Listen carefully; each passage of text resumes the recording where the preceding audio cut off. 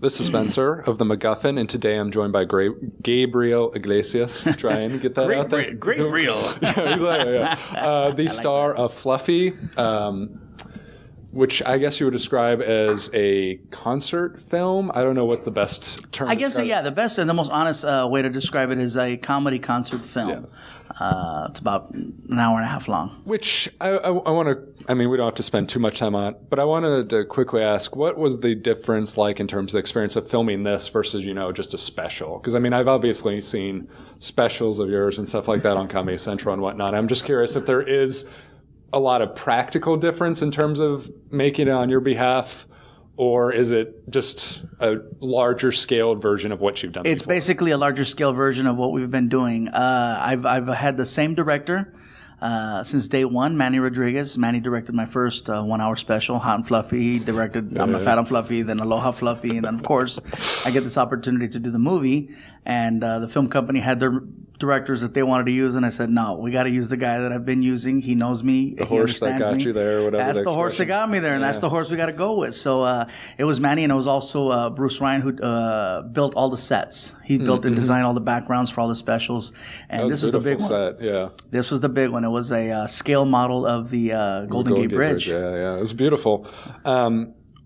It's funny. I mean, this is a comedy movie, but one of my favorite things is actually seeing comedians play serious, play dramatic, and that's not a huge element of that. I don't want people to be scared off thinking this is like it's a serious movie. It's not a comedy. Yes, but it's a comedy.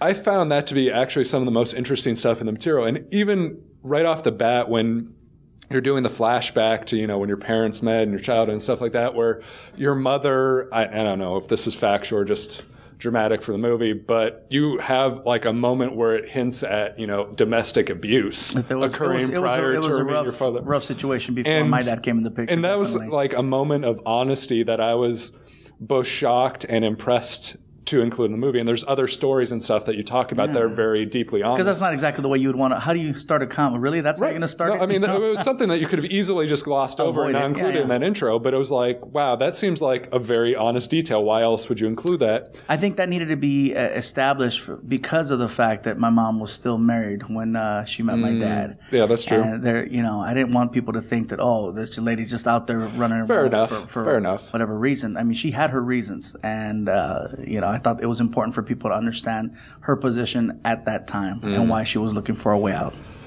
So one of the things in that regard I also want to ask about is, you have the story with your father, for instance. What is it like in terms of trying to create these stories and balance the dramatic and the honest with the comedic? Because, I mean, in some ways, you could have just filmed this as just a storytelling, like, I know, like Henry Rollins or whatever, who tells stories, and it would have been a fascinating film too, but at the same time, it is very funny and it is very interesting and playful and whatnot. What is it like trying to balance that dramatic and that serious? It is very challenging because you got to, it's a comedy. You can't take away from that. If you're labeling it as a comedy, it's got to be a comedy. So to make sure that, I was able to go into that little vein a little bit, but you got to always keep bringing it back. You can't just go into this dark place and not bring any humor to it anymore and all of a sudden forget what you were doing. So I had to constantly remind myself, because whenever I'd go up on stage and I'd tell these stories, sometimes it was really funny. Sometimes it was like, oh my God, he needs a hug and a cookie. And there was some nights like that. And so over the course of the year, telling these stories, making sure that I could find that balance in there. And eventually when we got to the filming of it, I felt that we were right there on it. And they didn't edit any of that portion, and I made sure that none of that got touched because I wanted to make sure it was as honest as I could make it. It felt very interesting, very well composed in terms of the balance between comedy and, because I mean, as I said, it could have been a very interesting, serious story in and of itself, but it was very well composed.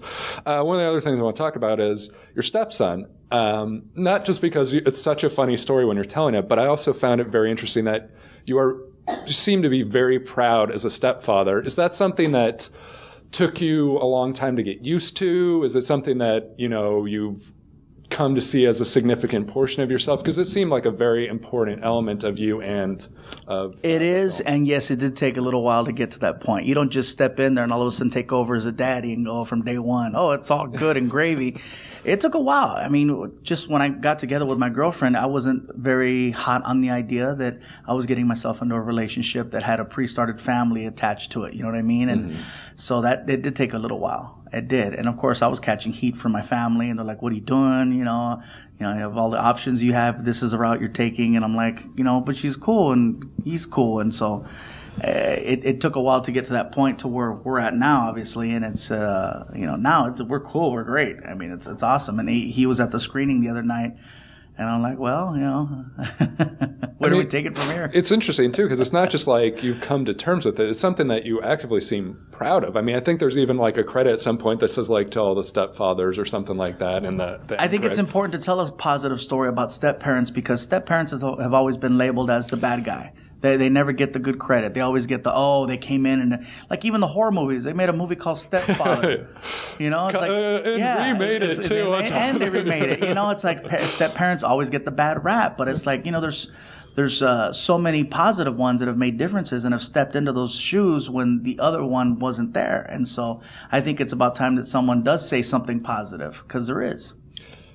In terms of just constructing this entire hour and a half of, I don't know if you want to call it material or stories or however you think about it conceptually, is there some way that you step back and you say, I want to structure it like this? A movie traditionally has a 3-act structure or something like that. Is that something that you step back and be like, okay, I don't know every single word I want to say because you said you do all your material on stage and work it out that way.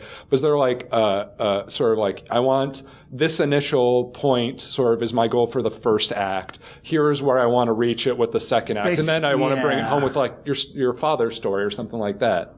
In the beginning, it was just, it was random as far as the order of things, and then trying to make sure that I put it together and that I present the more serious content. You don't want to open up with that, and I felt that it was best to save that towards the end, where once I gave them a full hour of regular just performance and stand up. Now let me take them into a little bit of a different vein and a different feeling. And I thought it was important that I tie and started off by telling that first story, that little mini film up front. And this way it all ties in back at the end. It's a good circle.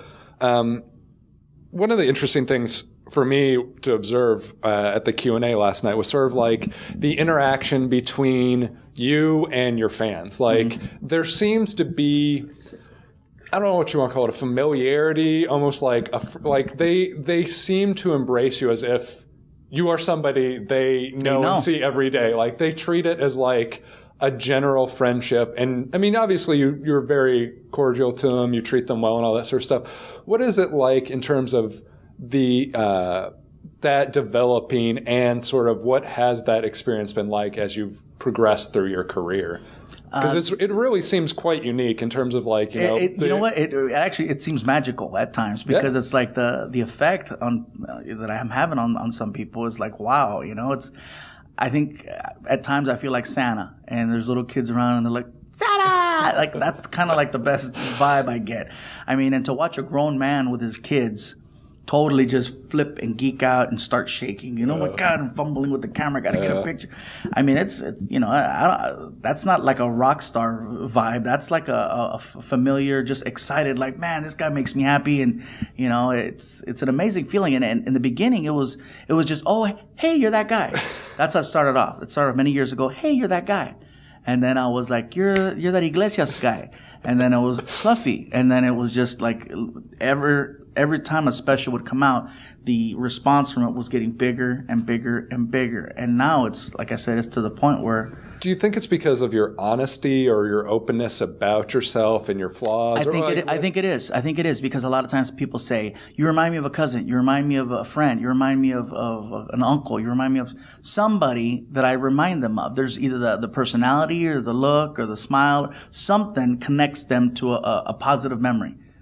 And I think that positive memory is what gives me that, And plus, I mention it too. I let people know I'm flawed. I'm a flawed person. And I don't look threatening. You know, I'm a guy who's not supposed to be in this position according to Hollywood. I don't fit that normal mold. You know what I mean? Yeah. And so I think that people understand the struggle that I've had to get to this point, and I think that's what relates to people, and the fact that I don't rub people the wrong way. So the film is Fluffy. It starts coming out July 25th, I believe. July 25th. Originally, it was supposed to come out July 11th, and they didn't want me competing with soccer, and I'm all for that. I don't want to compete with the World Cup. It probably works out. You know? I had no problem going up against the Planet of the Apes. I'm like, all right, I'll take on the monkeys, but then no, you can't fight soccer. It's a good dip in the summer, so I think that'll work out in your favor. I waited a couple of weeks, now I'll go up against Hercules. Website or information about the film? Best way to go is just Google the word Fluffy, and everything, including the movie, pops up. Okay. And in terms of you and your upcoming stuff, where's the best place? Twitter, anything like that? Again, Google Fluffy, and all of it's there. I'm on every social network you can think of. You know, even Google Plus. Nobody touches that, but apparently I do. So Twitter, Facebook, YouTube videos. I'm all over it. And it is really me that runs it. Perfect.